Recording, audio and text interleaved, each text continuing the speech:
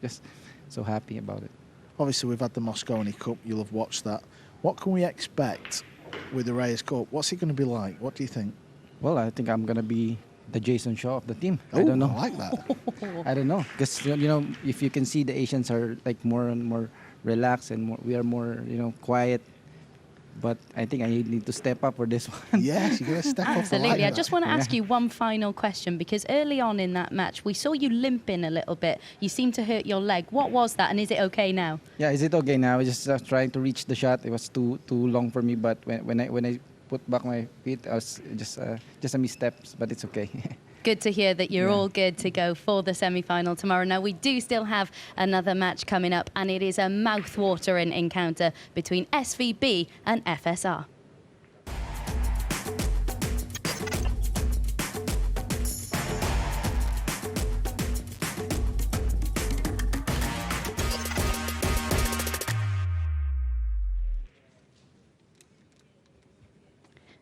So then coming up next, it is, as we just mentioned, Shane Van Boening. It is a blockbuster match. Really should be a belter between five-time US Open champion Shane Van Boening, the kingpin of 9-ball, knocked out the reigning champion David Al-Kaidi this afternoon. He's taken on former world champion and world #1 FSR. A golden break got him over the line this afternoon in a match he had trailed 5-2. So to see who comes out on top in this one, let's join our commentary team of Carl Boys and Michael McMullen. Thanks, Abby. Good evening, everyone. Yeah, that was so harsh on Shane Wolford earlier after he had a good lead against Francisco Sanchez Ruiz and was still in contention at 8-all. He lost a very tense next rack to leave FSR on the hill. And then, what a disappointment for Wolford. Such a big opportunity to get through to a major quarter-final. And then he could have no impact at all on that final rack as FSR had the golden break that got him over the line and into what looked from the start like the standout tie of this quarter-final round. Shane Van Boening has won the World Championship, 5 US Opens. He's been a multiple winner of the World Masters. He'd love to have this European Open title. He's gone close in both previous stagings. He was a couple of racks away from winning in 2022. Then he got to the semi-finals last year. And here he is, looking to make the last 4 in Fulda for the 3rd year in a row.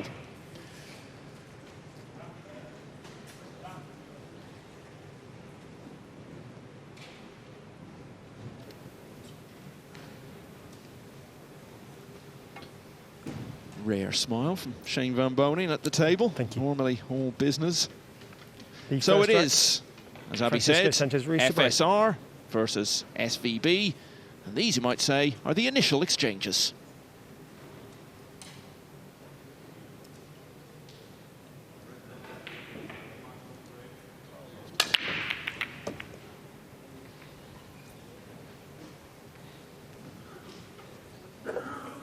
Well, this has finished nicely for Francisco. Carl, I loved that, by the way, when you asked Johan that question about what to expect in the Reyes Cup, and he just comes straight out with it. I'm going to be the Jason Shaw of the team. Absolutely brilliant.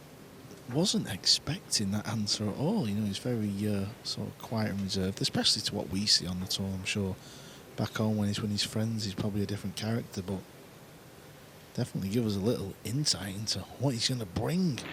Yeah, and look how he buzzed on the team environment at the World Cup in Spain last year, so watch out, Europe. Johan Chua is coming for you. Yeah, he's got all the shots as Johan Chua. He's a flamboyant player, very easy on the eye to watch. Not scared to go for his sort of shots as if he's in exhibition mode. So Chua has won a case of 10-4 over and out for Mustafa Alnar. So Chua can sit back now and watch these two modern-day giants, winners of the World Championship in both of the last 2 years before this one, battle it out for the right to meet him.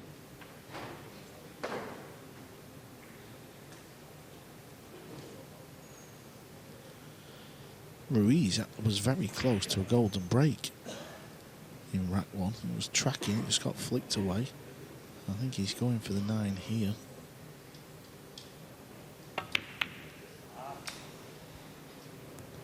Looks like he's got second best prize. Yeah, he's been fortunate that the 3-ball didn't stop sooner because it's actually gone on the top rail. If it had stayed near the pocket, jump shot would have been easier. Well, if he had made the 9, as you alluded to, that would have been 2 in a row because he finished off earlier today, as I was saying, with the GB. Well, there is a gap there. So if you can't see it, you may be able to play it with a bit of left and just turn the cue ball over a little bit, like a little bit of a swerve shot.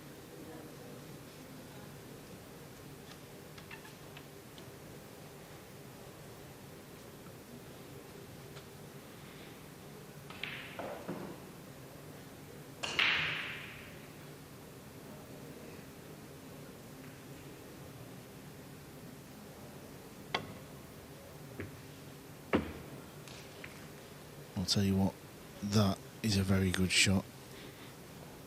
Can't stress how thin this ball was. Look at the overhead. Look how thin he had to hit that ball. Actually went rail first with a bit of spin to flick it in.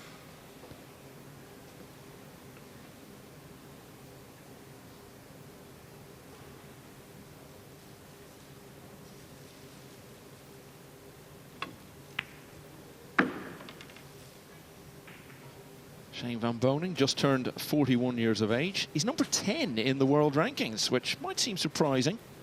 It's a fall from 2nd at the start of 2024, but when you look at it, a lot of the good performances he's had in major events since we started the ranking system are more than 2 years ago now, so those points no longer count. Most obviously his World Championship win in 2022.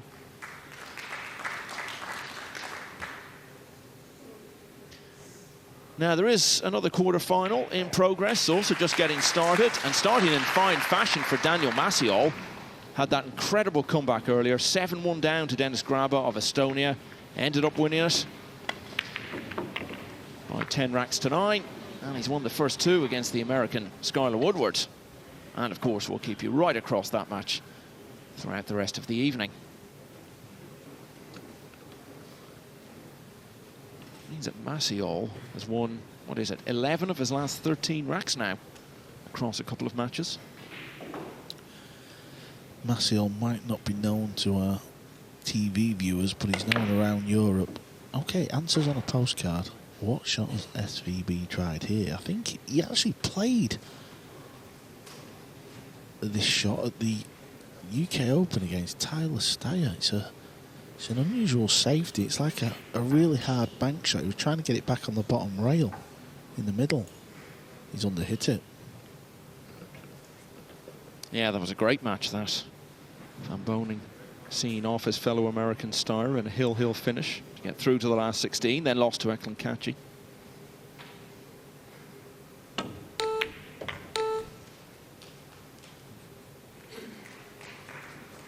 Answers on a postcard is a very old-fashioned term for someone like you to be using, Carl. Answers via TikTok, maybe, something like that now? Spending too much time with you and Phil Yates.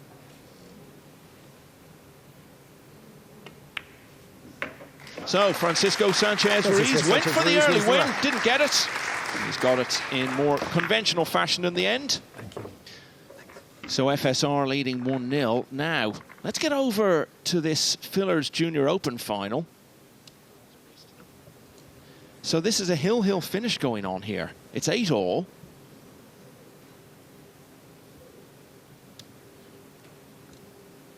Yeah, this is Max Benko, and he's won a few of the Junior Opens, but he's missed the 8-ball. What's he left? Yeah, Benko has become the big star of this scene, really. But what an opportunity that was from. He's up against Luka Bogarski.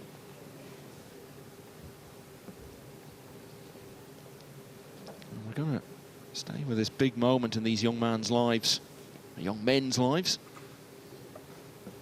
See the finish.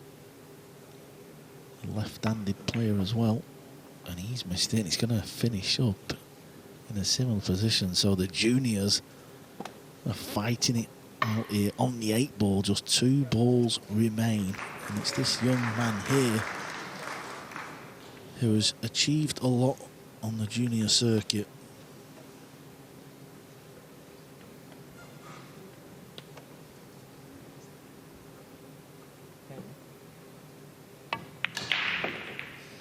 Well, they're both learning a lot here, Carl, about the pressure of a big situation, playing for a big title. We've seen those misses in the last couple of moments, but that was a fine shot. Benko has this for the title.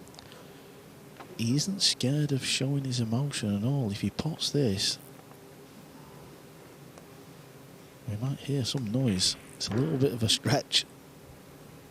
We have all these fancy extensions now for the bottom of the pool cue. It's Hill. Is this 9 for the win? Come on! Oh, so coolly done. So the youngster from Slovenia, only 14 years of age. And that moment of relief that's familiar to pool players at every level when the battle has been completed and the title is secured. I'm sure it's not long before they're on this side of the dividing wall. Benko really showing immense promise on a regular basis these days. So from a 14-year-old to a 41-year-old, Shane Van Boening looks to level this match.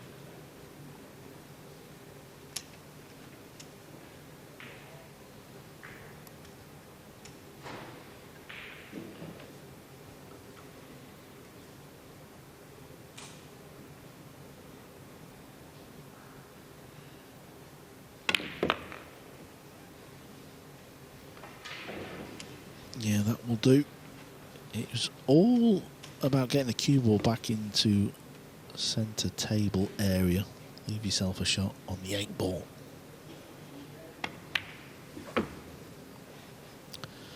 "41 years of age, Shane Van Boening.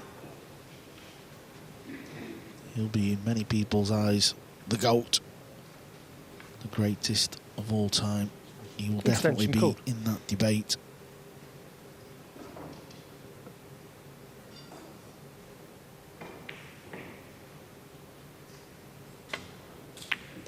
And he's levelled at 1-1. Just that pan across we did from the junior final, Carl, really brought it home. You have junior events at the tennis Grand Slams, but they're playing far away from the main action. Here, look at that. It's like they're playing in a pool room with Shane Van Boening and Francisco Sanchez Ruiz on the next table.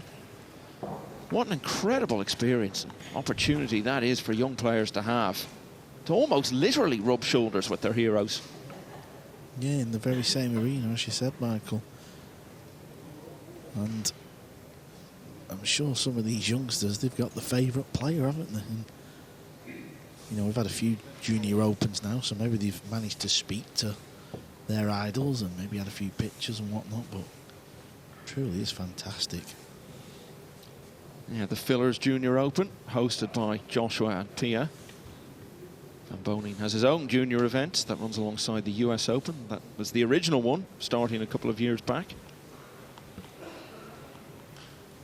Rack 3. Shane Van Boening to break. Scores are tied, 1 rack each. So 1-1 here. And Skylar Woodward, another American, is trying to get his first rack on the board over on table 1. He needs it. He's lost the first couple to Daniel Maciol. But not this one. The 9 wriggles in. Maciol's lead trimmed slightly to 2-1.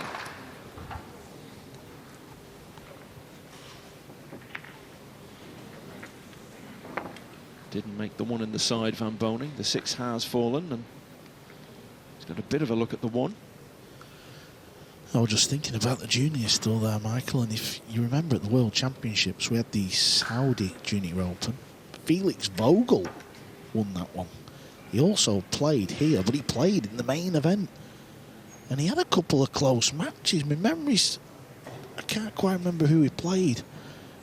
But I remember, in fact, I'll tell you who he played. He played Mickey Krause earlier on. Oh, yeah. And it was a close match. It might have even been Hill.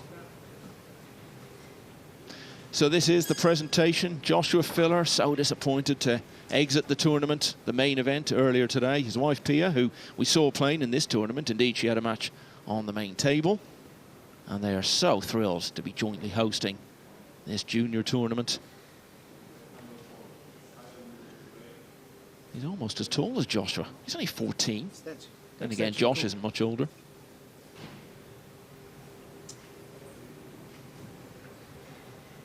So easy to use cliches like wonderful scenes and things like that, but it's all true. It really is. Just such an incredible experience. And again, it's also easy to talk about how that sets these players up for their careers, and shows them what it's all about. But again, that's all true as well. And they went through the ringer, both of them, with those misses we saw late on, clearly feeling the pressure. But it was a confident finish from Benko that got it done in the end. FSR's played for the bank, and you couldn't really put it any better if you had ball in hand. Not only have you got to pot the ball here, you've got to make sure you get position on the red 3 as well. Can he hold it softly? Yes, he can. And there's the bank. Made such a big difference where he left the cue ball for the bank. FSR, the younger of the two, 31 years of age. Now number 2 in the world, having been number 1 for so long, overtaken by Fedor Gorst when he won the World Championship in June.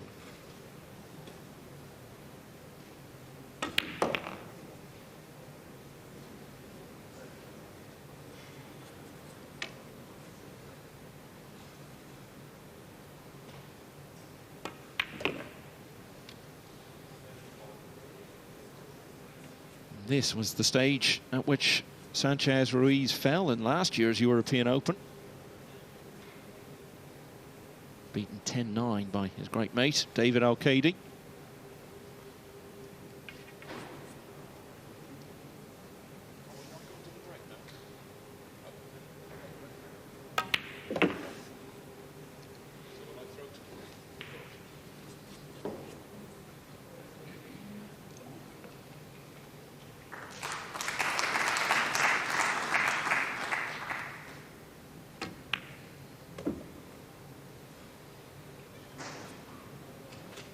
So far, so good for FSR. This has been a good run out. Yep, and he leads for the second time in the match at 2-1. Let's hear what he had to say before the off.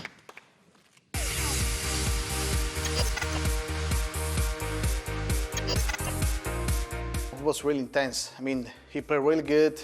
He was leading 5-2. I was struggling a little bit because I was playing really good and I was down. So finally I took time out. I refreshed my mind, so I fight until the end, so it's work. So I'm really happy. We play so many times each other. I know him, I respect him because he's not one of the best, he's one of the best on the history. So, but you know, I believe in myself like always, so I just try to play my game and let's see what happens. Francisco Sanchez Ruiz with reflections there on his tense win over Shane Wolford earlier. You saw the golden break with which he finished it off. And also his views on playing Shane Van Boening. A match which has started pretty well for him. He leads 2-1. When people come through and win the very biggest titles in their respective sports, Carl, they often talk about feeling like there's a target on their back. Now, that's been removed from FSR now. He's no longer the world champion. He's no longer the world number 1. Do you think it's freed him up a bit? Yeah, it's probably took a bit of time to get used to it all because he sat at the top of the rankings for so long. And it just seemed that every time he entered built on it, he won it, didn't he? The run of events he went on where he was winning tournaments was something we as pros, fellow pros or ex-pros, we didn't think it was possible. But he showed the world it is possible. And Fedor Gorst, to be fair, is also showing us it's possible. And now that he is no longer world champion and world number 1, can he get back to a little bit more, not quite anonymity, but something like that, and just get back to focusing on his game a bit more? Yeah, I think it's time as well, isn't it? I think it's time he got himself in one of these big finals again, or certainly to the last day, you know, the semi-finals. SVB misses the bank.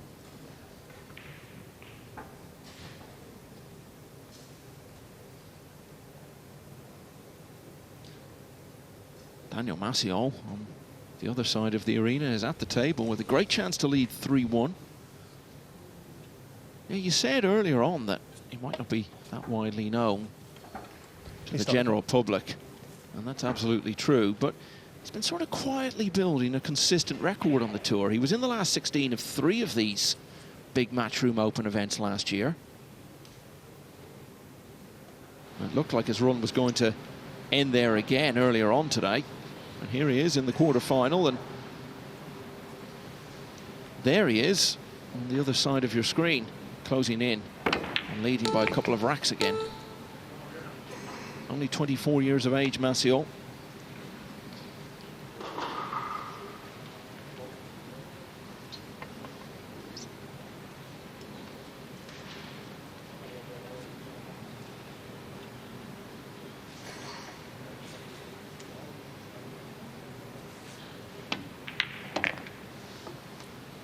We do say it a lot, don't we, Michael? But there's something about these left-handers where they just seem to pop the ball easier. Maciol is definitely one of them as well. So as he takes a 3-1 lead, what has Van Boening left himself with here? Awkward shot, that's what. No value in playing the pot, I don't believe. Playing off the left edge to stick the blue 2 on the top rail. Looks like the cue ball may run into the green 6.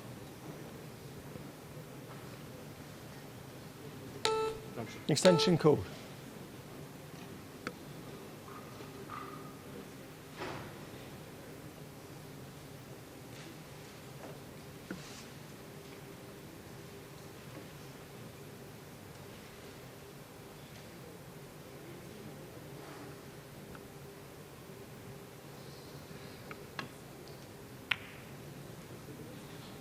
This is smart. Not only is it smart, he's nailed it to perfection.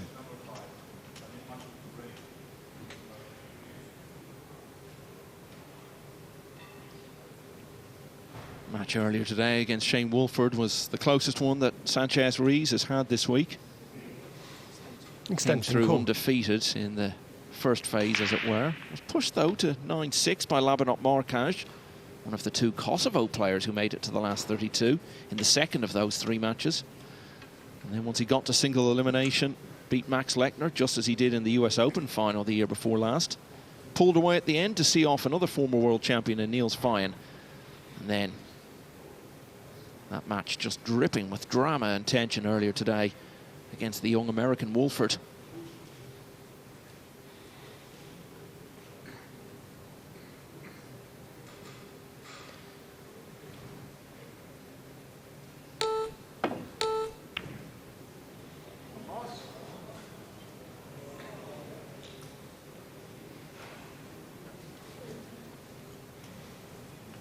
Didn't have many options, did he? Shane's a bit similar here as well.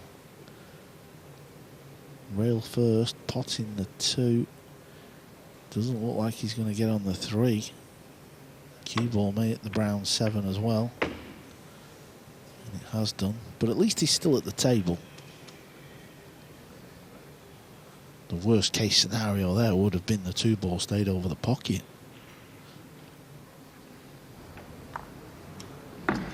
Yeah, as you say, he's still at the table. And for anyone who might not be familiar with 9-ball, that's such a big part of it, isn't it? Being in control of the situation and being able to impact what happens next.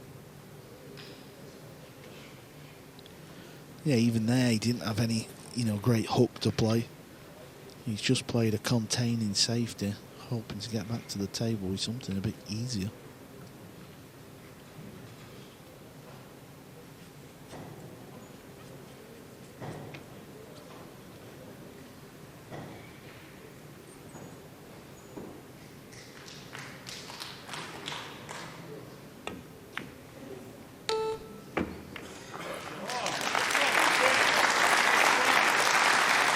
Yeah, you can see how much he wanted that flick off the 4. And it's turned out very sweet.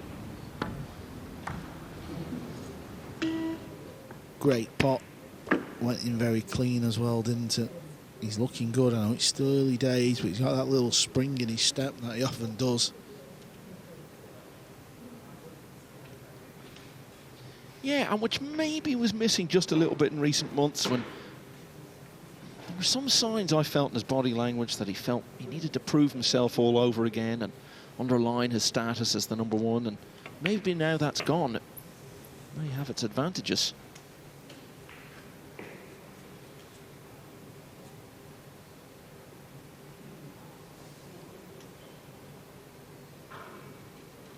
Of course, let's be fair, he'd rather still be world champion and world #1, but as he isn't, got to make the best of it.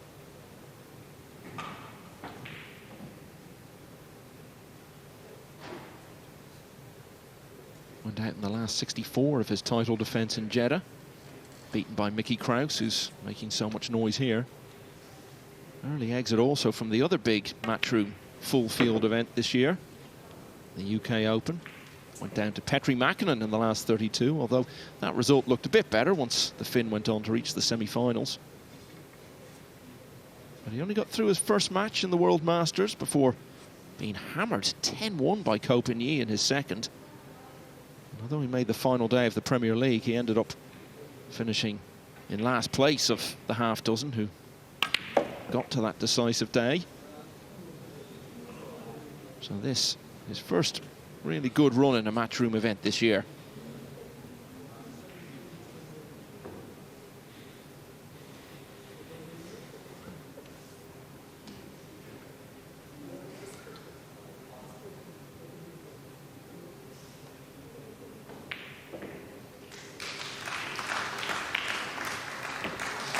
Looking sharp, looking confident. And two clear for the first time in the match. It's 3-1.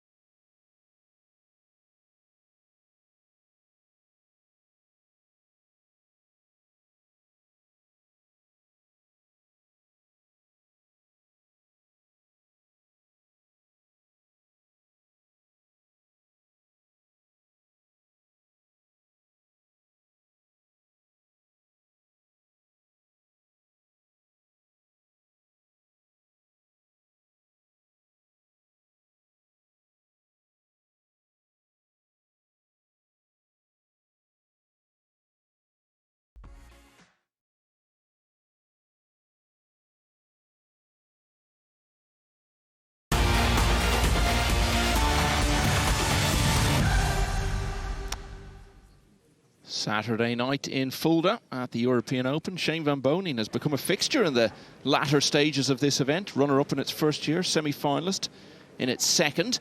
And now here he is in the last 8. But trailing early on against Francisco Sanchez Ruiz, who's looking good, leading by 3 racks to 1. Yep. Thank you, rack 5. Francisco Sanchez Ruiz to break, leading 3 racks to 1.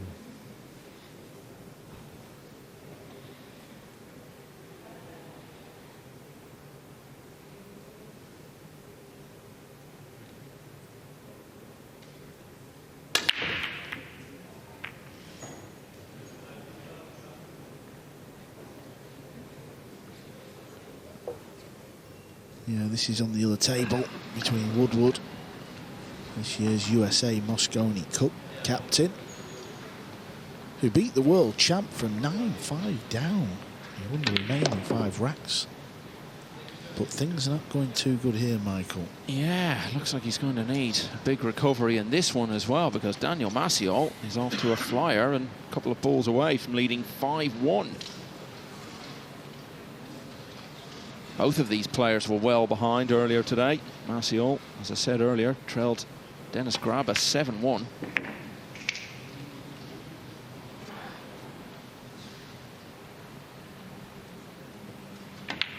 And what a run he's had since then. Turned that one round to win Hill Hill. Now leading 5-1.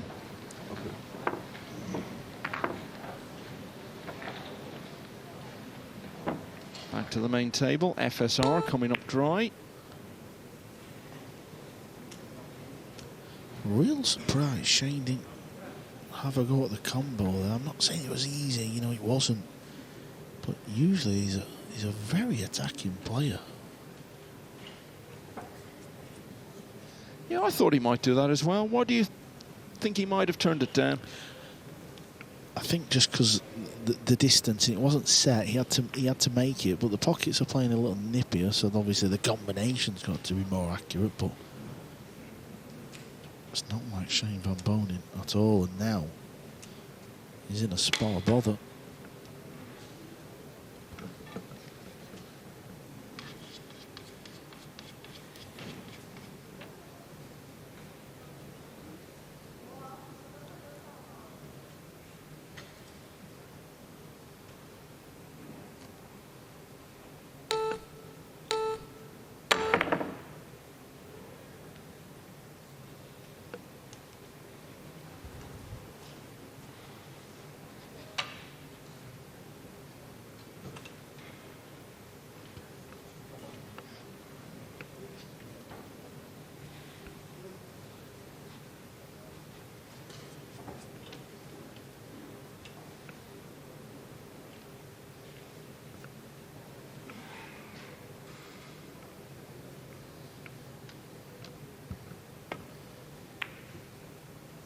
Overcooked it.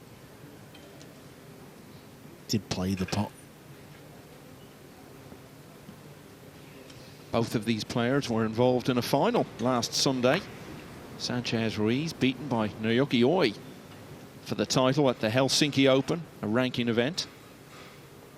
Meanwhile, on the other side of the Atlantic, Van Boening was winning a tournament in Jefferson, Louisiana. Now, that wasn't a ranking tournament, but when I tell you he beat Francisco Bustamante in the final, you'll know it wasn't a bad field. Extension call.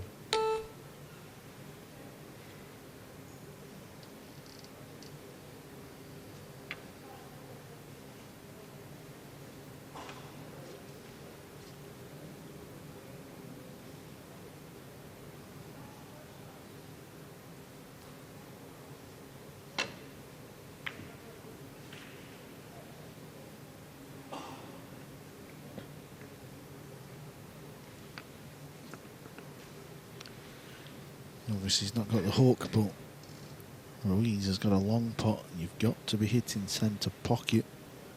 And if you look where the blue 2 is, how do you get cue ball position there? That's going to be awful as well. Shane will know that. He'll be sat in his chair, he'll have sussed out the table. Extension call. And he's got angle, so the angle of the pot. He's taking the cue ball kind of away from where he needs to get for the blue too. This is the thing with 9-ball. Sometimes you're in positions where it's impossible to get on your next ball, the lowest ball. That's why he's ducked. That's why he's not gone for the pot. There were no value in the pot. Yeah, just another thing to point out to anyone who might be new to the game, and we always get new viewers when we get to the TV stage of these big events. 30-second shot clock. You're allowed one extension of an additional 30 seconds per rack.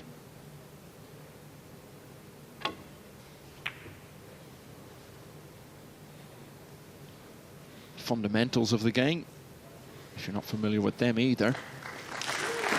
The one thing you've got to do is hit the lowest numbered ball remaining on the table first. So long as you do that, any pot keeps you at the table. So if, for example, the 2 is the lowest remaining ball and you play that onto the 5 to pot it, well, that's a combination, and you stay at the table. And the winner of the rack is whoever pots the 9, irrespective of who's potted what balls prior to that. Foul stroke. Ball in hand. You had a little wry smile there, Ruiz. Please start the clock. It's never quite easy, you know, to tie another ball up, but it's always an option if you feel like you can't hit your object ball and get it safe. Tying a couple of balls up is never the end of the world. I actually thought in the Federer Gorsk-Scala Woodward match, Gorsk could have just rolled the 8-ball onto the 7, tie them 2 balls up, and take a bit of a gamble. Anyway, it's not paid off this time. Shane's in. All the balls are in the open.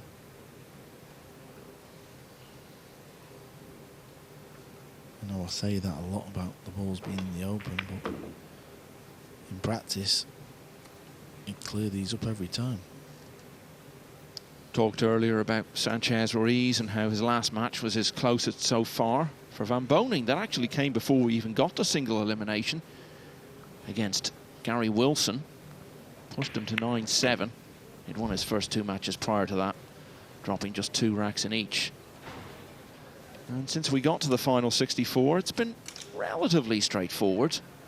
No close finishes, let's put it that way. 10-4 against Alex Montpellier. Ramazan Aktag asked him some questions early on, but Van Boening finished strongly to win 10-6. And he got out into a big lead against the defending champion David Al-Qaedi earlier today. Al-Qaedi came back a bit, but Van Boening was always in charge, really, and won 10-5. With Al-Qaedi gone and Alban Ocean also going earlier today, we do know there will be a first-time European Open winner. In fact, Van Boening, the only player left in the tournament who's even been to the European Open final before.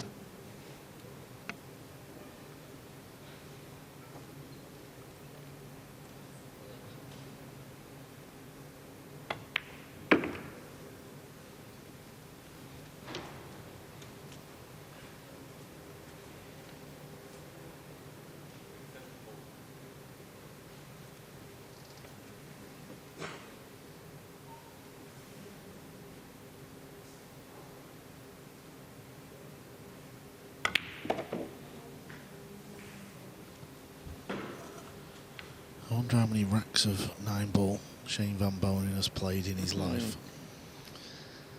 Yeah, I'm going to be thinking about that now for the rest of the night. Well, he's played 5 so far in this match. And he's won 2 of them. Shane Van Boening wins the rack. FSR back to just 1 in front. So Max Benko has already picked up a trophy this weekend, the young Slovenian, winning the Filler's Junior Open title. We marvelled at how he was almost as tall as Joshua Filler. He's probably even a bit taller than Abby.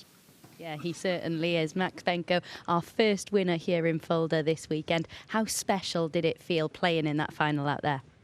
Yeah, it was very special because it was a very long year for me and it was very tough. Also UK Open, like European Championship and also this.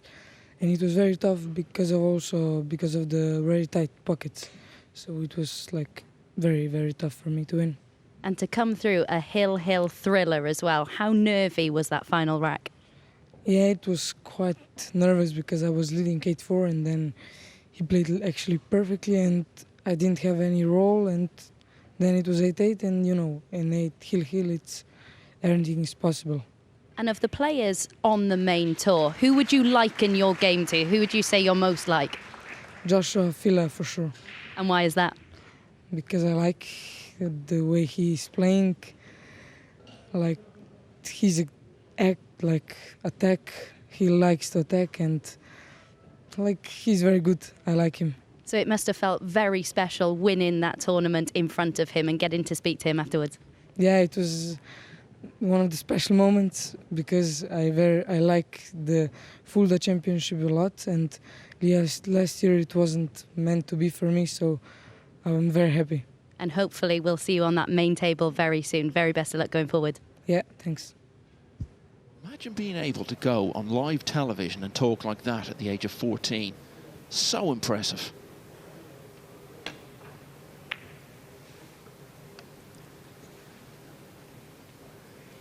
Here comes the cue ball.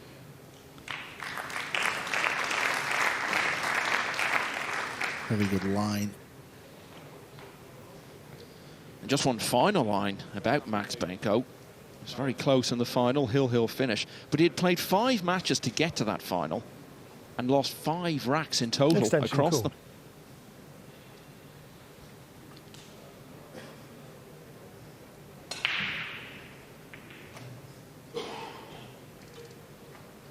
Skylar Woodward really needed to win the 7th rack against Daniel Maciol, and he has.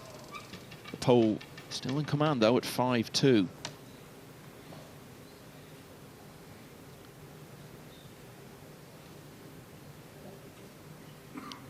Gotta watch you don't scratch in the top left corner pocket, the pocket near the 9 ball with the cue ball. Oh, this will work. Jump safety. Yeah, this was the big moment for Max Benko. They both felt the pressure a little bit in that bit of the deciding rack that we saw, but when Benko got his chance to win it on the 8 and 9, he took it so well and then met Joshua Filler, the player he was comparing himself to, if you don't mind, soon after that. And Josh's wife, Pia, who was also playing in the tournament and is one of the leading players in the women's game. So well done to everyone involved in that. Just look where the red 3 ball has finished. That means whoever gets a shot of this 2 ball and pots it more than likely wins the rack.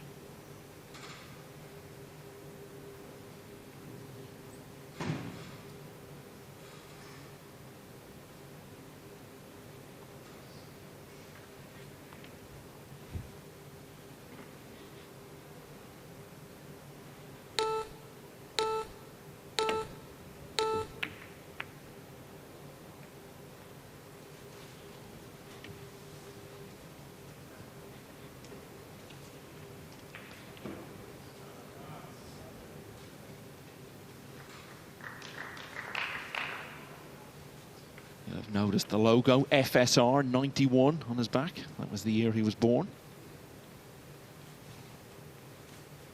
Extension, cool. This goes up into the pocket where the 9 ball and the 3 ball is.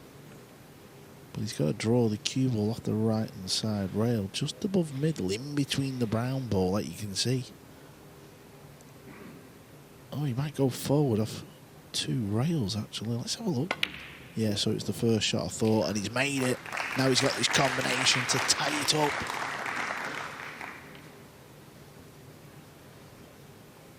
There's the trophy moment again for young Max Benko. Shane Van Boning's picked up a few of those in his time. Simple combination. Turned down a tougher one earlier. He was never going to pass up the chance of that. And so we're level at 3-all.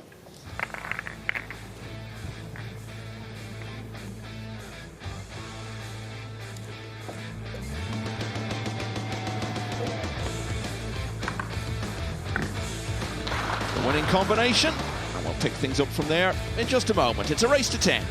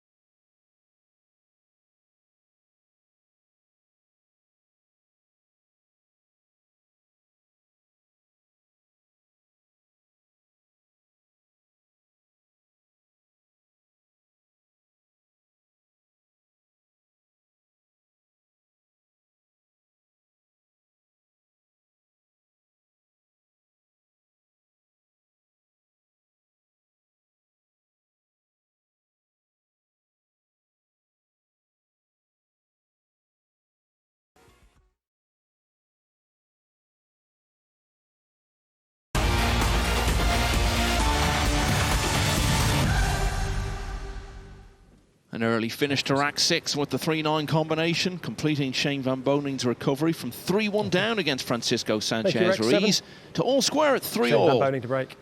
The winning line still some way off. 10 required to set up a European Open semi-final against Johan Chua.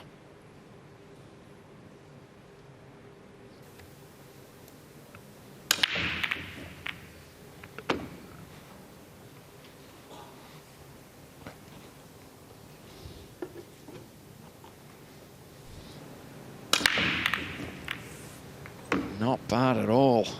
Classic Van Boning break.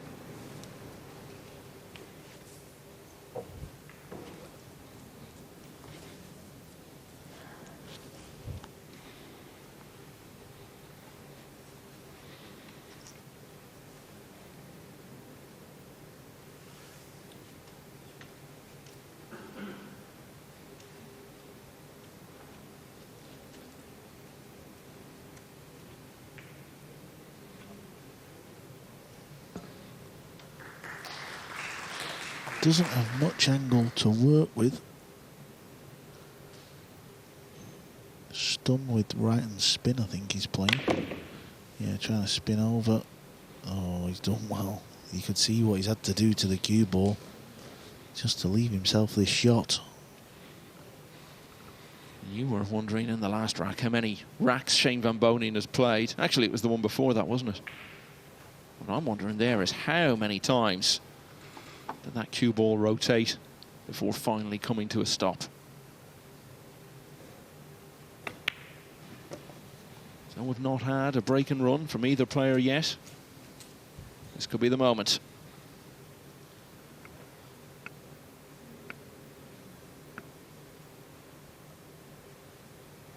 Skylar Woodward has got it back now to only 5-3 behind against Daniel Maciol. Was 5-1 at one stage.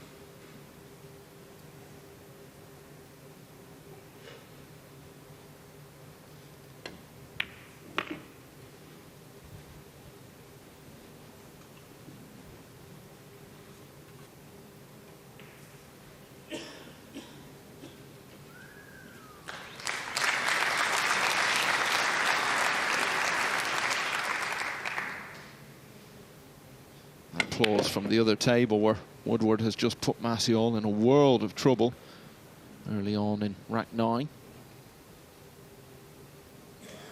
Yep. There's the picture to prove it.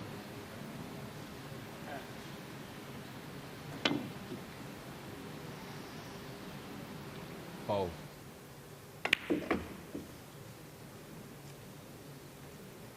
When he won the World Championship year before last, Shane Van Boning, we saw so many racks like this. Multiple balls down off the break, and well, there's always going to be some work left to do, but not a huge amount. And a lot of very short racks in Milton Keynes that year.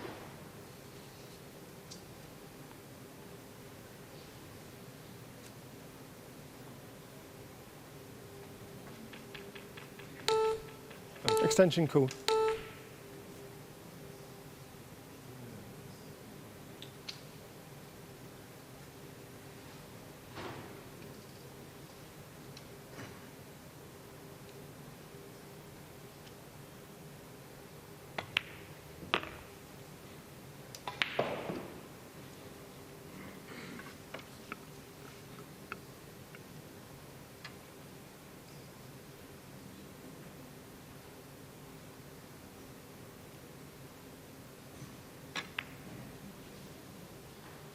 The 9 wasn't exactly what he had in mind, but he's made it anyway, and so Shane Van Boning produces the first break and run of the match. It's a match he now leads for the first time at 4-3, and before it, we spoke to him.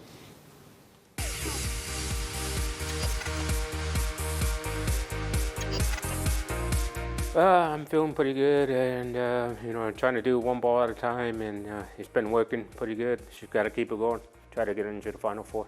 I had a few good rolls, you know. I was breaking well, playing good safeties. That was for my win. FSR, he's a good player. He's going to be really tough. So just got to keep on with my rhythm and just do one ball at a time, and don't matter who you play. I'm always trying to win tournaments, and you know that's what I do. And just doesn't matter where I'm at, I'm always trying my hardest. Shane Van Boening will be in Atlantic City week after next for his latest attempt to win that 6th US Open title, which matters so much because Rack 8. he currently shares the record on 5 4 racks to 3. with Earl Strickland. He won his 5th in 2016, and well, because of COVID and a date change, there have been a couple of years since then without a US Open. He's had a number of attempts now. He's not got close the last couple of years. Been beaten in the last 64 in both of the last 2 US Opens.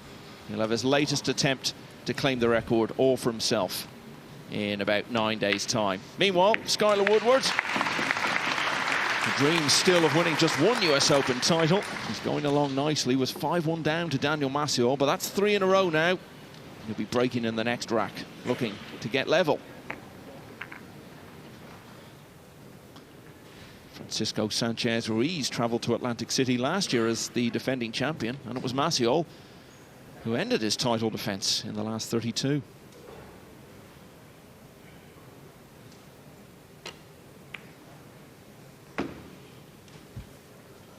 This is where Shane is at his most dangerous.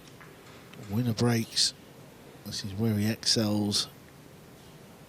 You can actually see the difference as well, can't you? Maybe Fedor Gorst is the sort of closest player to Shane on the break, but SVB, he really breaks with a lot of power at this cup break. Extension called.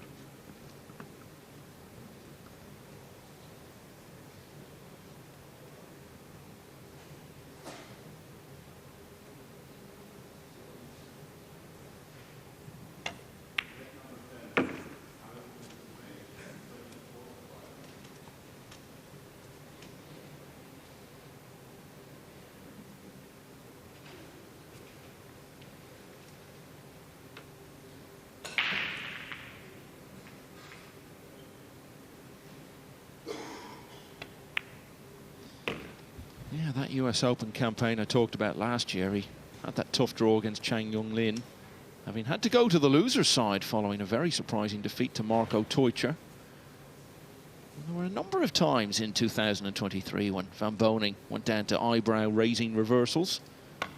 A couple of weeks later, Kyle Amoroto beat him in the Hanoi Open.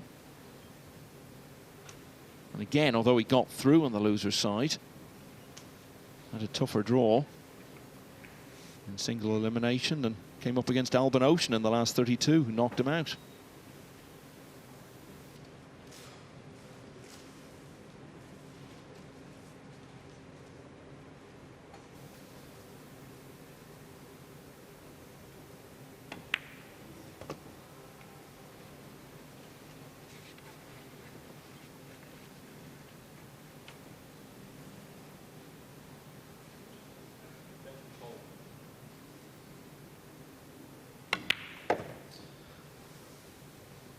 I don't know what the bus service is like in South Dakota, so I won't use the obvious line. What I will say is we had our first break and run in the previous rack. And we've already got our second, and so Shane Van Boening has now won 4 in a row. He was 2 behind. He's now 2 in front. It's 5-3.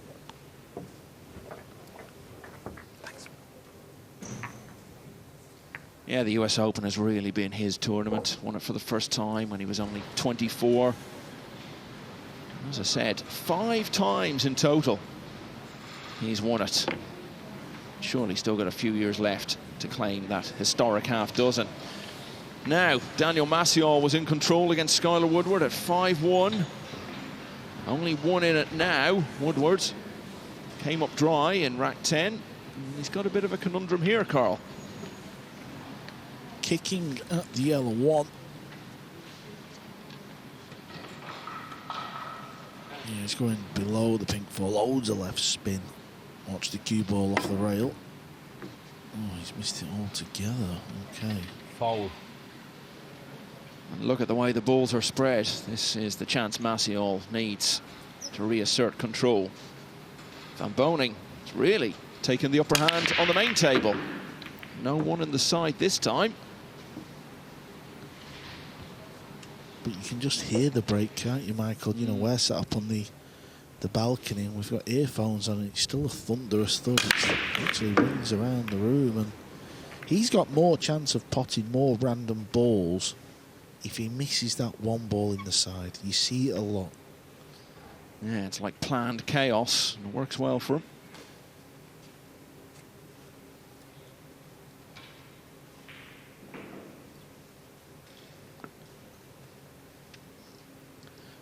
May be able to turn this ball over with left spin. I think he can just get through to it. He's very much about this big power break. Yeah, he can get through to that. Okay. Yeah, he's very much about this big power break, and no matter what type of shot he's faced with, he sort of gears up for that big one shot in the rack, and before you know it, he's ran 3 or 4 on you.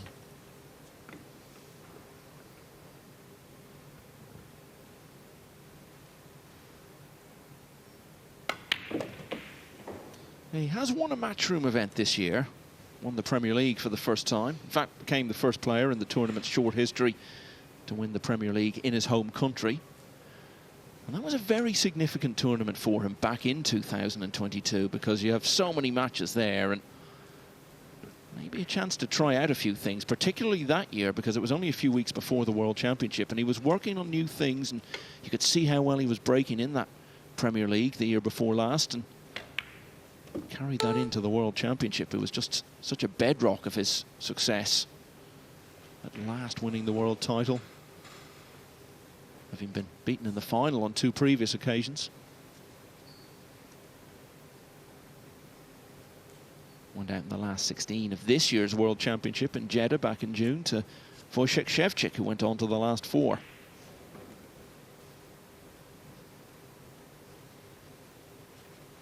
Extension called.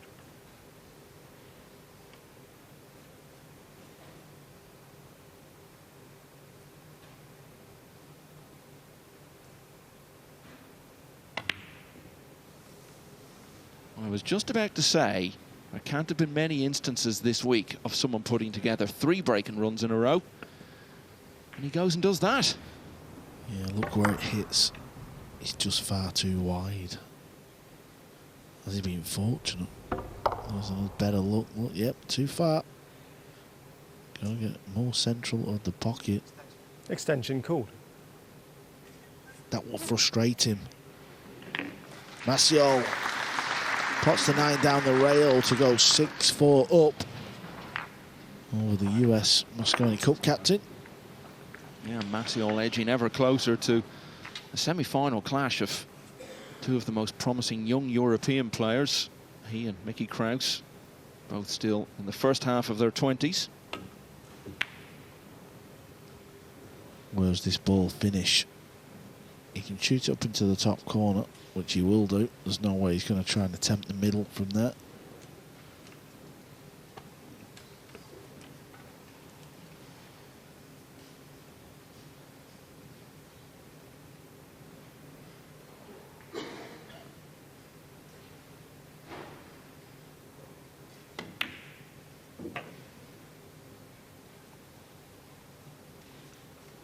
Twice across with a cue ball hit.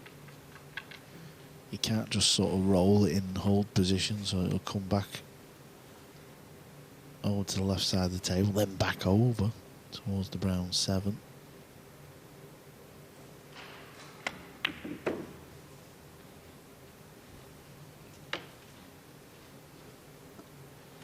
Still shaking his head. I think he's still shaking his head because of the missed 4 ball.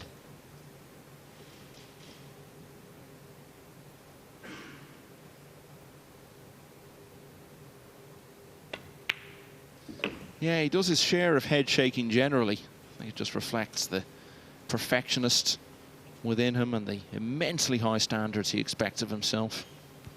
Just devotes his whole life to the game, spent so much time practicing, coming up to tournaments and then between matches at the venue, and he expects it all to be worthwhile by producing a remarkable level of pool.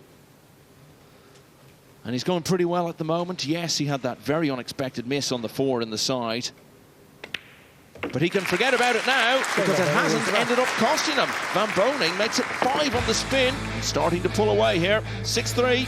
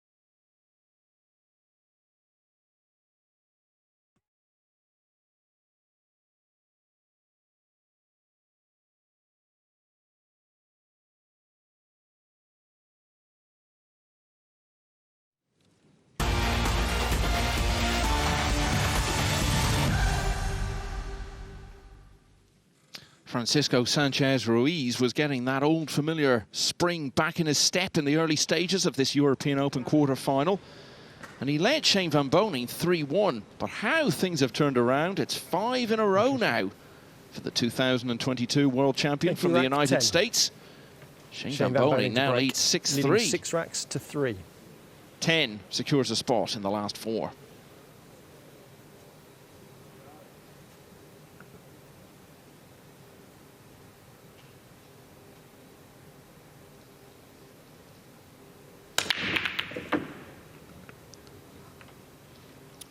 When that noise rings around the arena, you know Shane Van Boning's playing pool.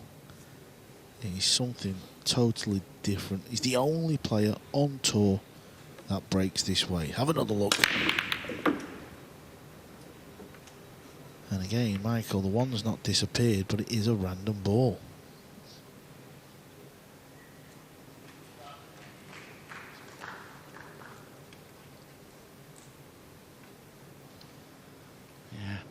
Repeatedly sending a shudder through the Esperanto Hotel and Conference Centre on this Saturday night. You could probably generate electricity if you could harness the power of that break.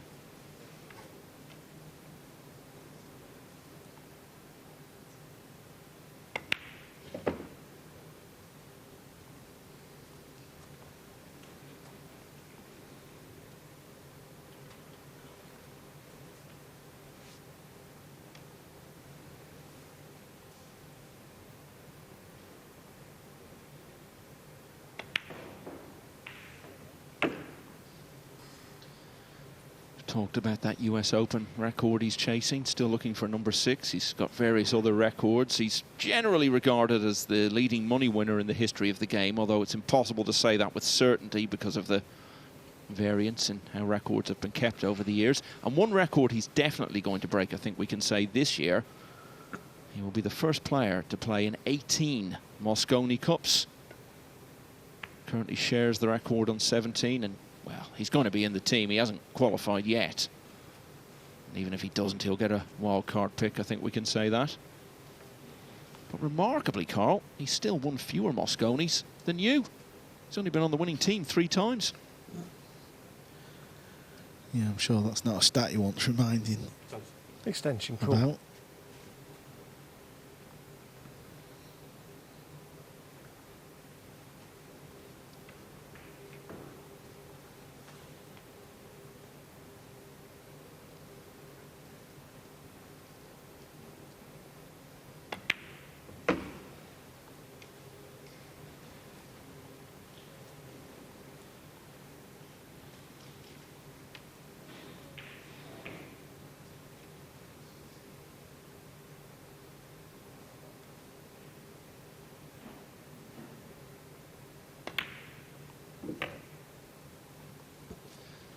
This is a bit reminiscent of the way FSR was playing during that great run. You think about 18 months, 2 years ago.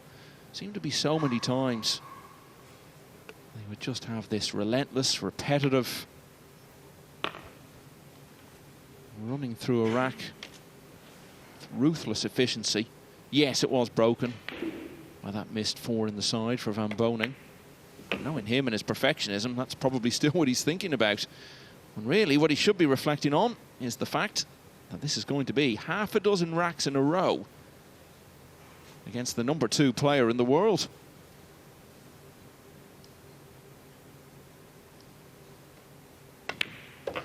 Shane Van Boening now leads 7-3. And Carl, we've talked so much about the break in the last few racks and how powerful it is. Now, the players generally switch cues. They have their breaking cue, and then they have their normal cue. So this is what Van Boening was using. Explain to us, if you would, what exactly is the physical difference between a breaking cue and your normal playing cue? Yeah, usually the break cue has a firmer tip. So obviously your playing cue is leather. Some players have phenolic tip on their break cue, which is super hard, or you might have a leather tip, but a really hard leather tip.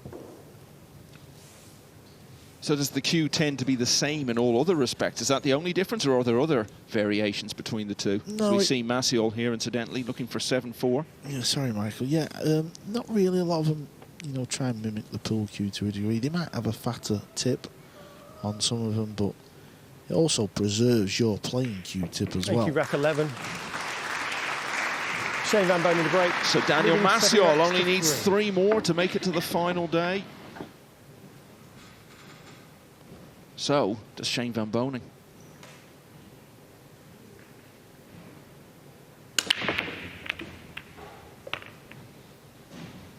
It's getting better, Carl.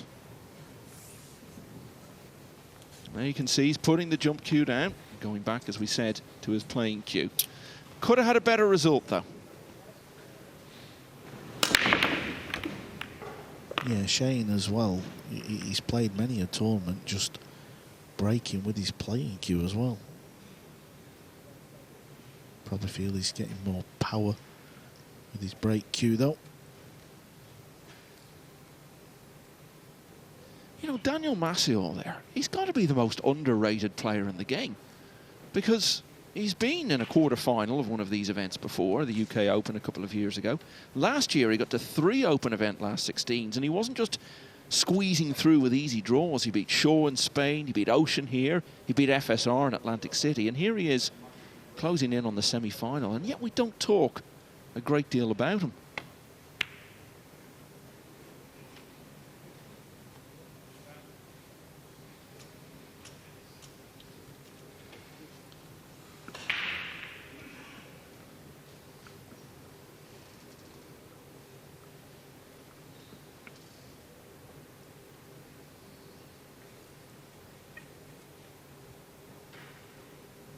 Not had much table time, has he, recently?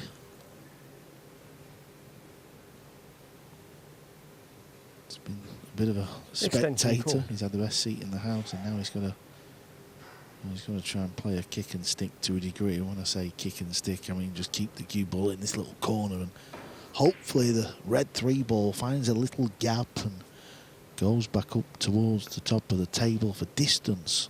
That's the idea here.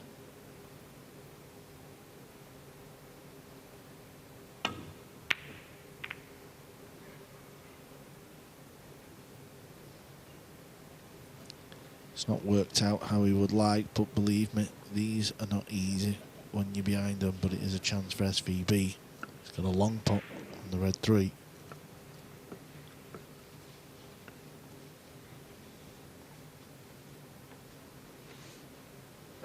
Extension called.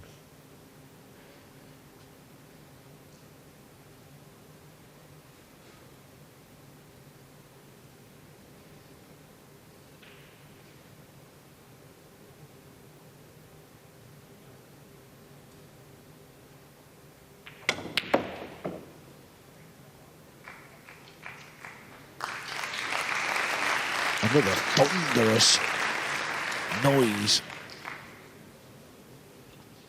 A few of the Americans in the crowd there. Shane Wolford, Billy Thorpe, Fedor Gorst, all looking on in admiration.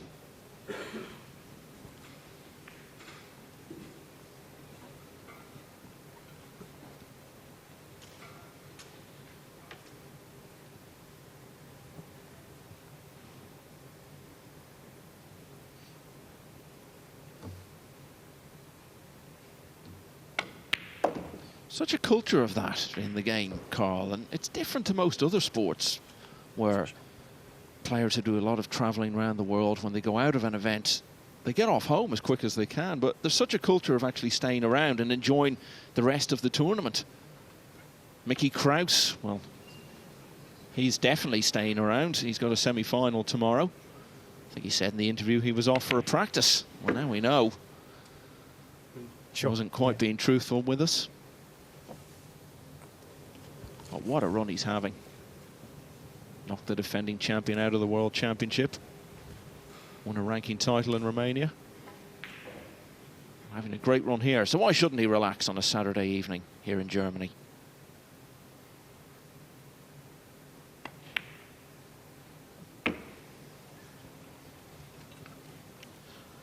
After Shane hit the cue ball, then you could see some sort of movement with his hands on the slate. That's because he was right behind the shot and he knew it wasn't going to be potted cleanly.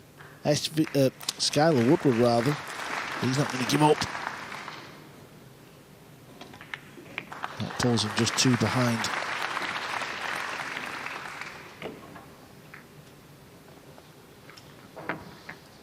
Another stellar rack for Shane Van Boening. Early on, this was looking like it was really going to be a close tussle. I think we'd all expected that from the start, and we may yet get it, but it isn't looking likely at the moment. 7 racks in a row for Shane Van Boening. Now, Sanchez Ruiz has got to win 7 of the remaining 8.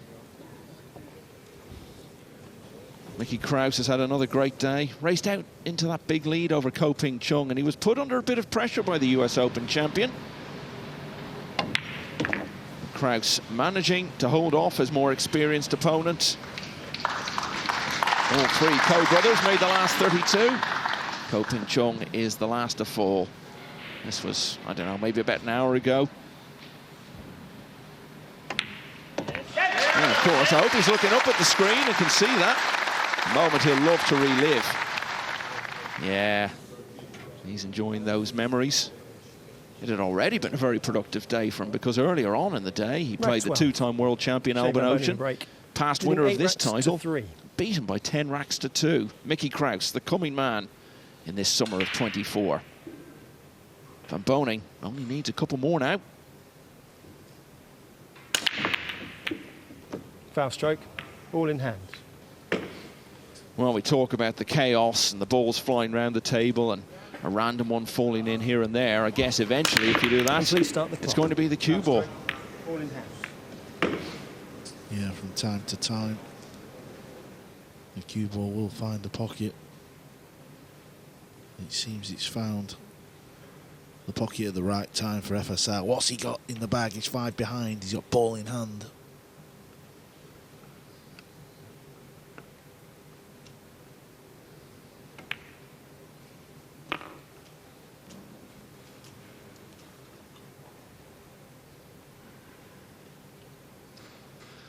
You would have to say, not a massive amount to do. And this is what you really want, isn't it, when you're behind and can't get a foothold? Something fairly routine to get you started. And a fairly limited range of possibilities in terms of what can go wrong. Still got to take care of it.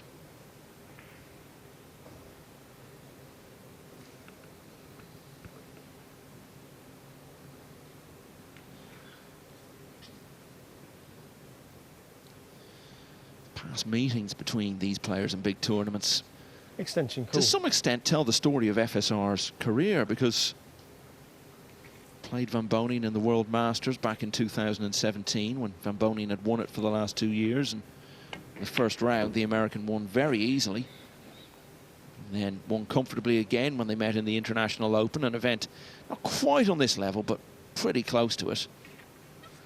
Then you look at when they've met in more recent years. The US Open in 2021. Sanchez Ruiz getting to the last 16 there was maybe just a slight taste of what was to come for him over the next couple of years. And on that occasion he won. And then, of course, in the UK Open semi-final, he won 11-4. And it was around that time that he was really starting to get a good run going. So earlier on in his career, he struggled to beat Van Boening. In more recent years, he's done it on multiple occasions. But while I was going through all that past history, back in the present day, things have not gone to plan here.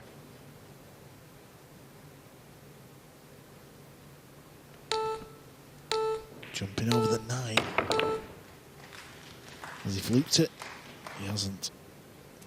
No, it didn't quite have the gas to get there. And this is looking pretty ominous now. So that was a really good chance for Sanchez Ruiz off the scratched break to stem this tide. It's threatening to sweep away his European Open dreams. 3 balls for Van Boening to get to the hill. Yeah, this is thinner than it looks. I'm not saying he's going to make a mess of it, but it's still thinner than you think. Yeah, he's fine.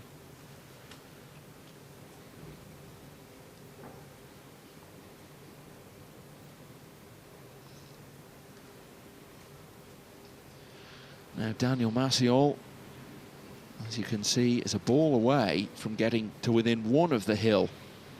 This isn't the sort of 9 you want to leave yourself at a key stage of one of the biggest matches you've ever played. Maciol for 8-5. Extension, cool. Ooh, it could have turned out worse. Yeah, the funny shots then, Michael, because, I mean, we didn't see the positional shot, but we know full well he's under it, you know, to get on the 9, and that happens a lot in 9-ball, you know, where the 9-ball often sits around the rack. You play the 8-ball from top end of the table, come down, leave yourself that 50-yarder, and we've all missed them. Shane Van Boening. So Van Boening scratched off the break. Sanchez Ruiz had the chance to make him pay. It looked quite routine, but he got himself in a mess and ended up handing it back to Van Boening. So 9-3 now, 8 in a row for the American. Let's go over to the other table and the other American. Oh, he's gone for it. Now, how's his luck?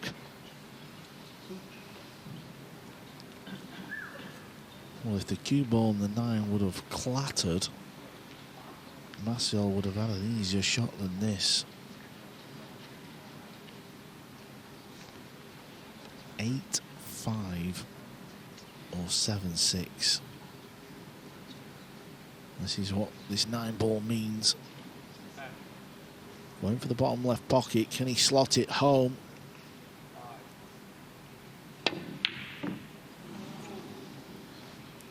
A lot of movement, Michael. You could see the body move as it rattled. I don't know if Skyle can cut this in. He's known for his banking abilities. In America, they play a lot of tournaments where they play bank pool. So basically, every shot is going to be a bank shot. Can he bank this one?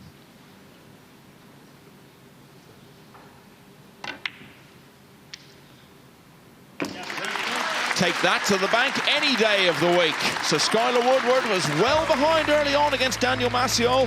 He now trails by just 1.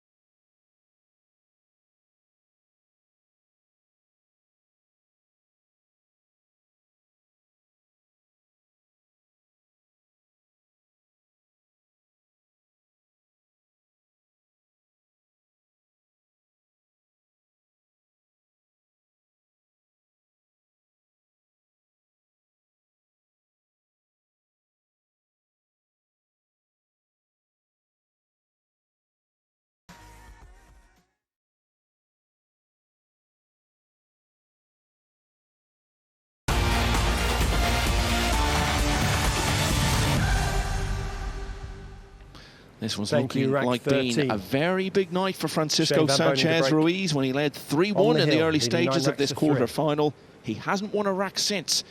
If it's to be a big night for him now, he needs one of the all-time great comebacks.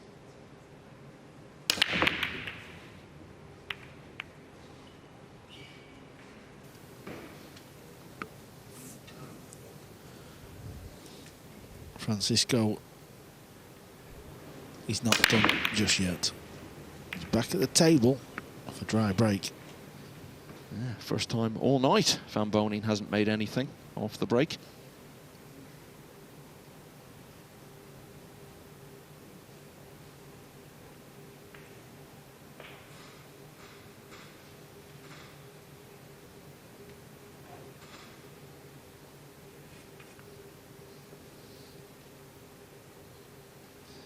Here's what's going on the other side of the arena. Much closer going here, and Skylar Woodward, having won that dramatic finish to rack 13, looks as though he's going to add another one and get level here. Is he going to pull off his second big recovery of the day?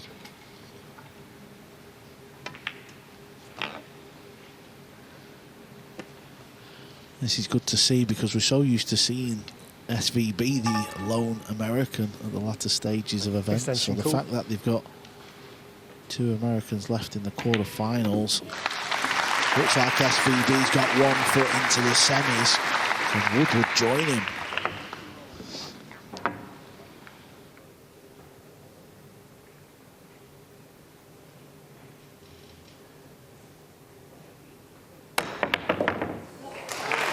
Wowzers.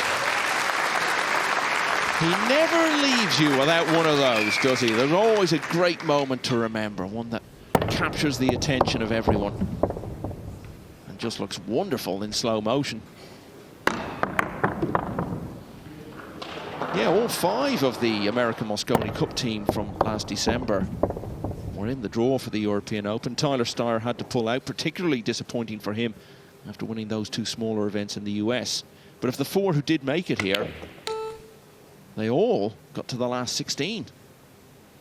And of course, Carl, I've got the prospect of an all-American final. Van Boening and Woodward, they've been to a World Cup final together. They could be facing each other for the European Open title tomorrow because they're in opposite halves of the draw.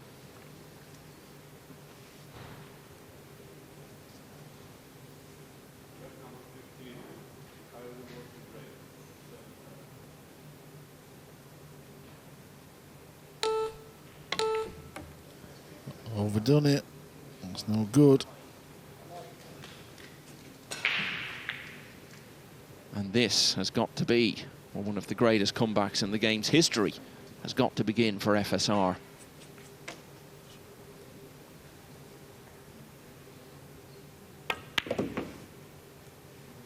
We saw Skylar Woodward earlier today, you know, at 9-5 down against Federer Gorst, and his whole mindset seemed to change. It was almost as if he thought, I've got nothing left to lose, I'm well behind here, and just started strutting around the table a bit, and looked like he fancied doing something, and the shackles seemed to be thrown off. Guess that's what Sanchez Ruiz needs to do here. Not that he's looked particularly tense or lacking in relaxation, but if you're going to win 7 in a row, you've just got to play on instinct. Produce a wonderful run.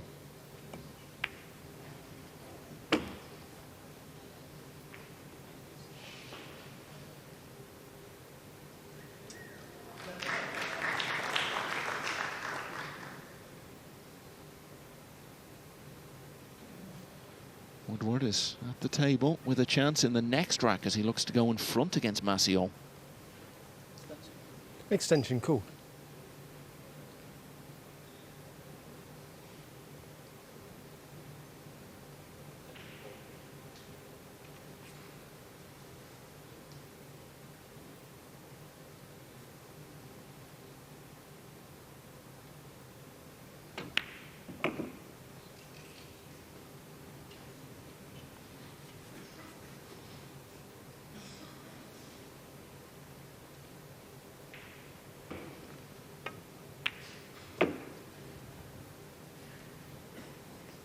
Cue ball will pull up nicely here.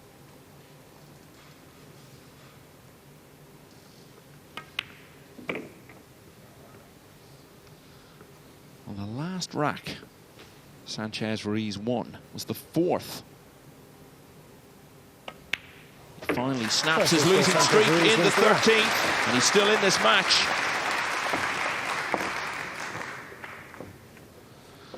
He will be breaking in the next rack, but the break hasn't really been his friend so far tonight. If you can remember back that far, it's been so long since he had it. Now let's quickly get over to the other table. Skylar Woodward looking to complete the turnaround here and hit the front against Daniel Maciol.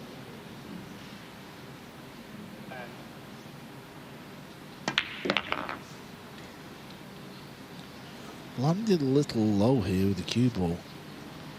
And I think that means he can't get on the 7 without sending the cue ball round the table off a lot of rails. He's coming round to look if he rolls it in what type of thin cut he would be faced with.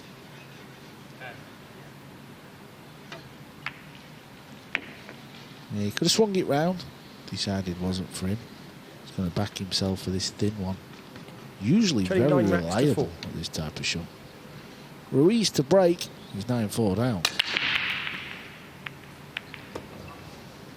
Well, didn't make the one in the side by conventional means, but it got another little nudge.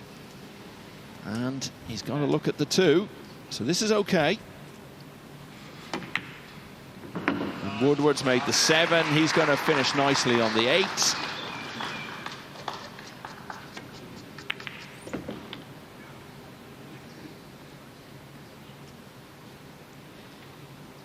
Two very different matches, aren't they?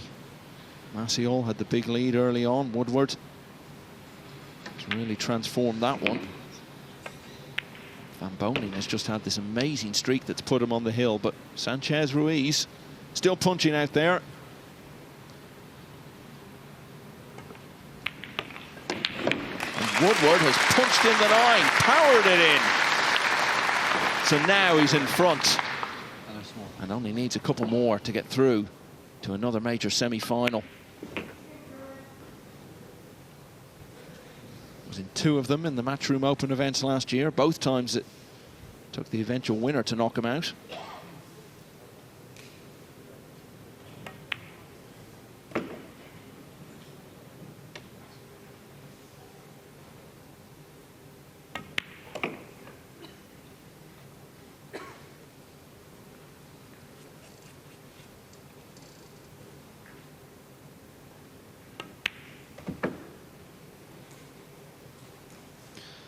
Well, he's in that mindset of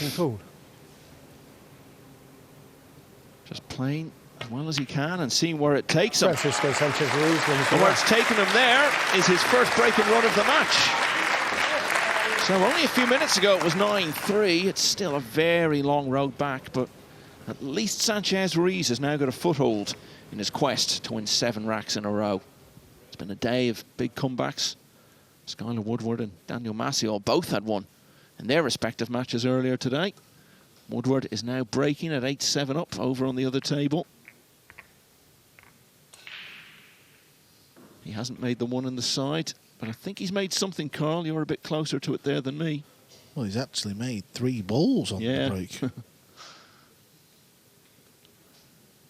He's got a little touchy one into the left centre. Cue ball's near the rail.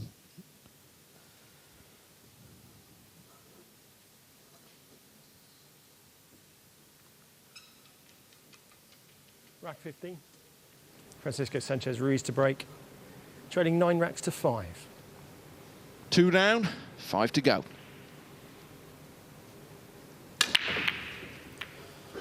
Obviously, Woodward's on the other table. In his previous match against Fedor Ghost, he was 9-5 down.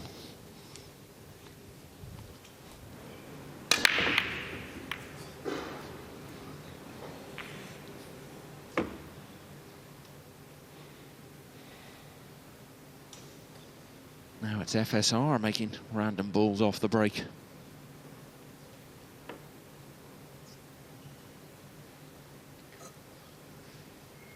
Skylar Woodward did miss that yellow one ball, by the way. So Maciol's back at the table. Looks like he's going to have to play a safety shot.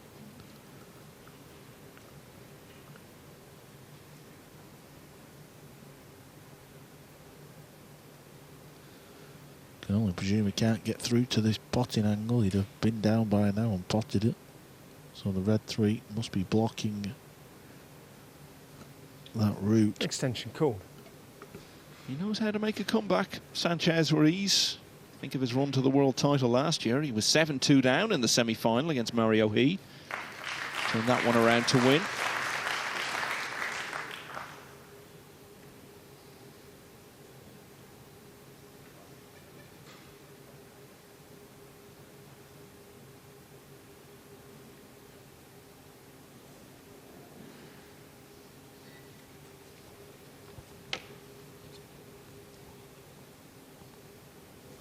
Playing the kick shot.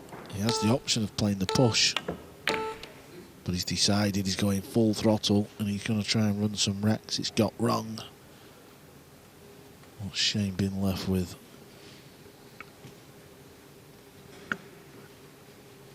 Well, you've got to try to force the issue and make things happen when you're in this position, but it hasn't worked out there. Van Boening needs to come with a big moment now, and if he does, semi-final place could be his.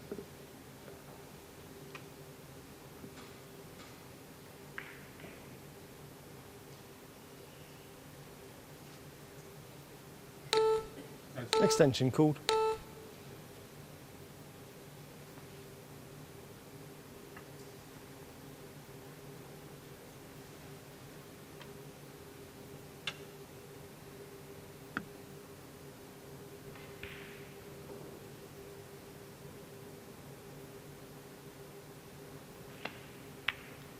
He's missed it.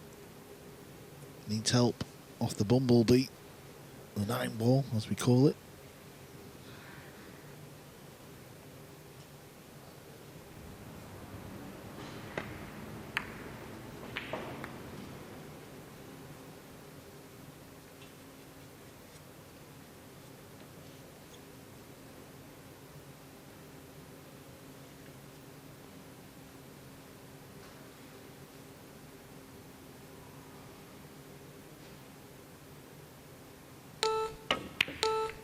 Gone for the bank.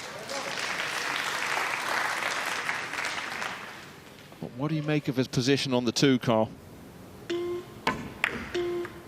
It's not great, and I was just looking at the other monitor that we have next to us here because Maciol missed the 7 ball.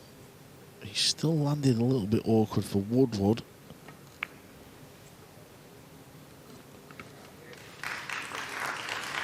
Easy safety, jump shot. He's easy to hit the blue too. Also kicking off the left rail is, but how do you get him safe?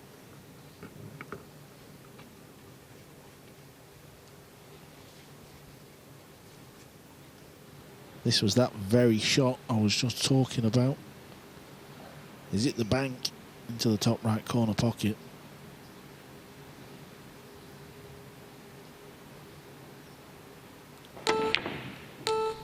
He's tried it. He's a mile away. He needs help. He needs cover with the 8 ball. Could have been a lot worse, that. He could. Fine reply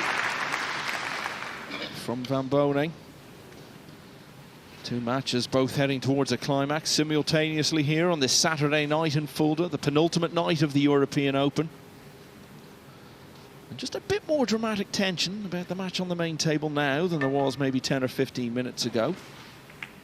9-5 still looks pretty comfortable for Van Boening. If it gets any closer, that's when the doubts start to creep in. Oh, but this might not turn out well at all for Sanchez Ruiz. Yeah, never looked like it had the legs to make the drop, and this is a chance for Shane Van Boening to get into the semi-finals for the 3rd year in a row.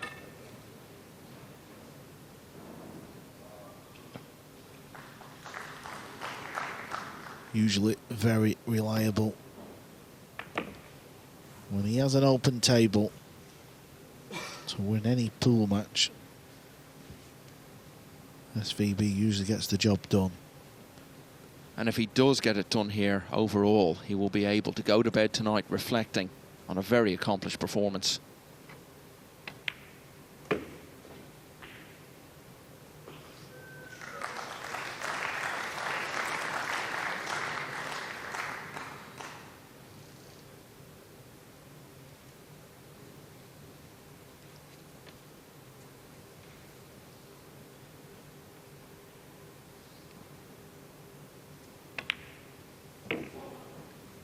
Just feels like much too long since Van Boening won one of these big field matchroom events.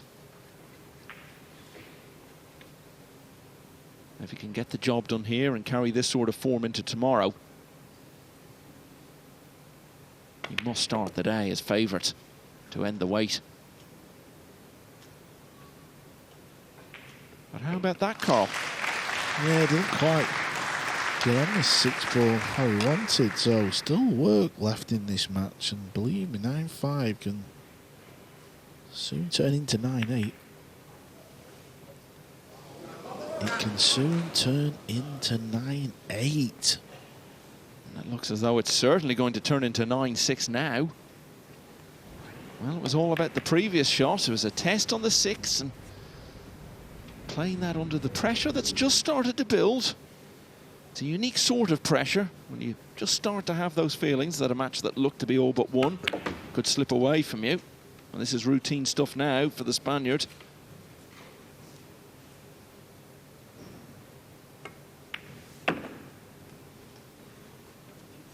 So Van Boening was 3 balls away from making it into the last 4. But he's still being made to wait. Sanchez Ruiz must surely feel he's still got a real chance here. He's back to 9-6.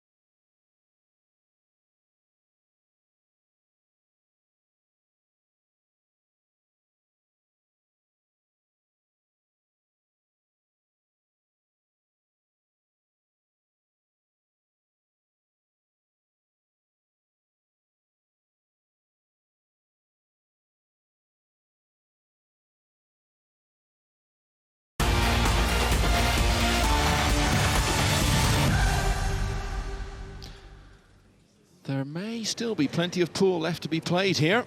It didn't look Thank that you, way a rack short 16. time ago. Shane Van Boening might have been feeling at 9-3. He would have had the match Francisco won. Sanchez Ruiz to break. His interview's done and be Trailing back 9 in his racks to room 6. here at the Esperanto Hotel and Conference Centre by now. But Francisco Sanchez Ruiz is detaining him a bit longer. 3 in a row for the Spaniard. Still got to win. Another 4 on the bounce, though. It's 9-6 Van Boening. Oh, hang about. Oh, the scratch could have been decisive, but it's still not great. Yeah, he'd prefer it there than in the bucket, though, wouldn't he? Shane Van Bonen's hand, because he'd had ball in hand.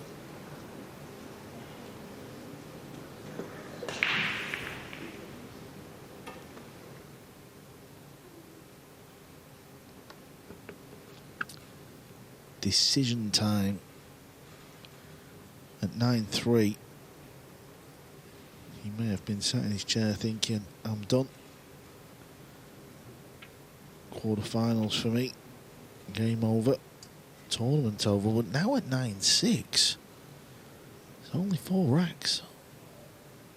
And it's not really 4 racks, as crazy as it sounds. It's all about sort of trying to get to that 9-8. If you can win 2 racks, can you imagine how much pressure SVB is going to be under? Extension call. Yeah, and of course, if he gets to 9-8, he's breaking to get to the hill, forcing a decider on which he'd be breaking again. This just underlines how possible it is under this winner breaks format to pull off big recoveries. Seen a couple of them already today.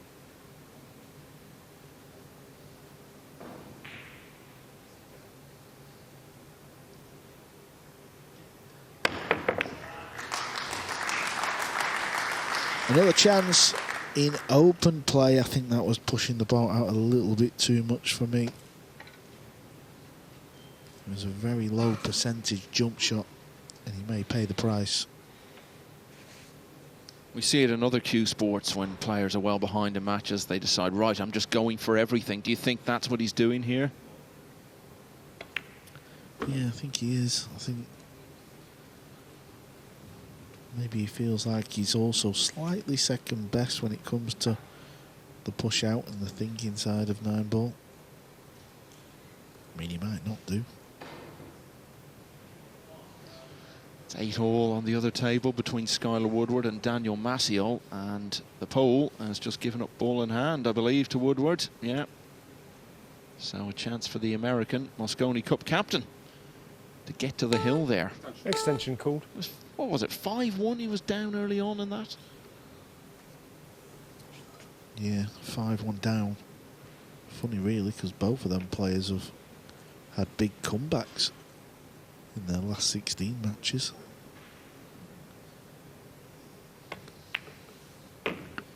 Surely Shane Van Boening gets the job done now.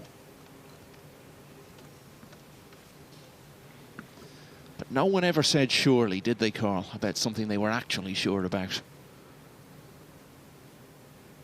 We were saying those things, weren't we, in the previous rack?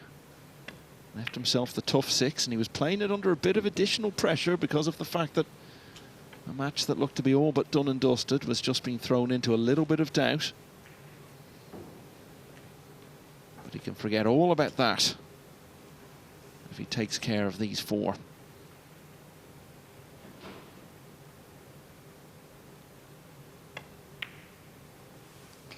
And this time, he's nicer on the 6. Yeah, slightly overrun just to make this finish a little more exciting. Obviously, if he was straight, it's over. So he's just got to judge it off the 1 rail. There won't be a great deal for Sanchez Ruiz to look back on and criticise himself about. Well, never seen this before. Cue ball clean, 2 shots in a row. Thanks. The final day of the European Open includes the semi-finals and the final. Shane Van Boening has been around for the final day in both of this tournament's 2 previous stagings. He got to the final, and indeed within 2 racks of the title in 22. He was a semi-finalist last year. And now he's going to take his European Open challenge all the way to the last day once again. Shane Van Boening was simply wonderful for a spell in the middle of that match when he won 8 racks in a row. Francisco Sanchez Ruiz made him wait a bit longer by taking 3 on the spin himself, but Van Boening has got it done. He has won by 10 racks to 6, and he is through to face Johan Chua, the World Cup winner from the Philippines, in the semi-finals tomorrow. Carl, how would you sum up that display from the former world champ? Yeah, I thought it was a fantastic performance. A little wobble near the end, that was all. But overall, I thought he played really well, and I thought he broke very well, Michael. 1.1 average balls on the break. If you look at Ruiz, 0.7. That's simply because of the power break. That gives you more chances at the lowest ball. That's why he's had 3 break and runs. Van Boening now, with all his experience at the business end of big tournaments, favourite for you going into tomorrow? Yeah, I think you've got to put him favourite going into tomorrow. Obviously, it never seems to work that way, but listen, he's done it all, seen it all. He's got all the T-shirts, he's got all the trophies, and he's through to another semi-final, Michael. Yeah, Johan Chua doesn't have to go back too long to remember his last big semi-final. It was at the World Championship just a couple of months ago. He will take on SVB in the last 4 tomorrow. Now, Skylar Woodward is still trying to get it done and claim his place on the last day.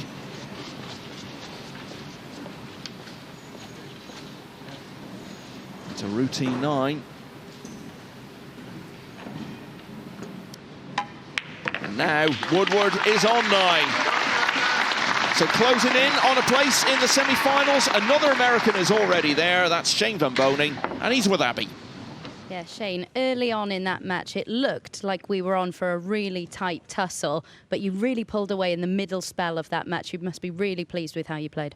Yeah, I think I was down 3-1, and then I just kind of hang in there and took every opportunity that I could take. So, and I felt pretty good, and I think I played great. So I'm happy with my performance. From 9-3 to 9-6, what was going through your mind when FSR started to rack up those racks? I'm just hoping that he didn't get a shot after the break, and that's what happened. He had a jump on the 2-ball, and that was my opportunity. And you must be really pleased with the way you recomposed after missing that 6-ball when you were on for the match. It's tough, you know, especially when you're playing on a TV table. You know, it's not an easy game. So it's all about the mentality and just stay positive. And you have made the final day here before, and you've already won so much in this game. But how much would it mean to you to get your hands on a trophy that you've not picked up before? Well, I mean, just another tournament. So we'll see what happens tomorrow.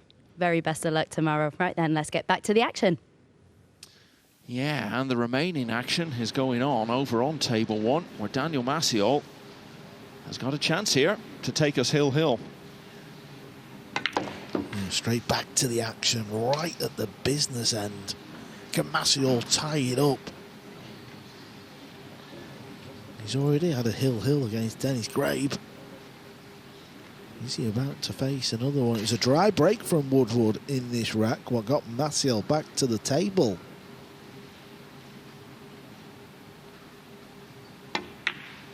When he beat Dennis Grabe, Michael, I was down there, I was watching the final rack. He knocks a real cool finish in. It wasn't easy.